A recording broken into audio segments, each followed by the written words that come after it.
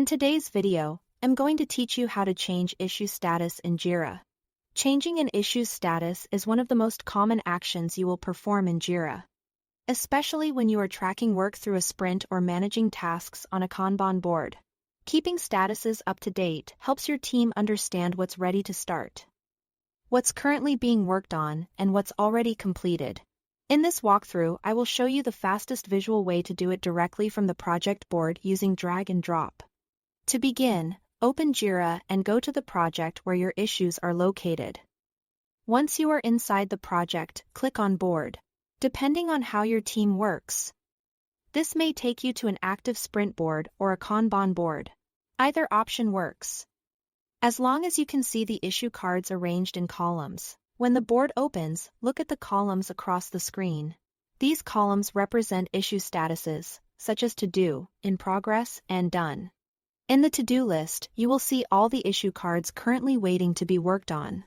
Each card represents an individual task, story, bug, or other issue type being tracked in the project. To update an issue, find the card you want to move. Click and hold the issue card, then drag it across the board to the column that matches the new status you want to set. For example, if work has started on a task, drag it from To Do into In Progress. Once you release the card in the new column, Jira will update the issue status automatically. This method is especially useful because it's quick and visual. You can easily scan the board, understand where work stands, and move issues without opening each one individually. If you need to update several issues, simply repeat the same process for each card. Click, drag, and drop each issue into the appropriate column until the board reflects the current state of the work.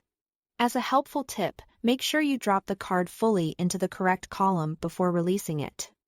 If the card doesn't move, check whether the board settings or workflow allow that status transition. In most cases though, dragging and dropping is the simplest way to keep your board current. And that's all to it. Thanks for watching.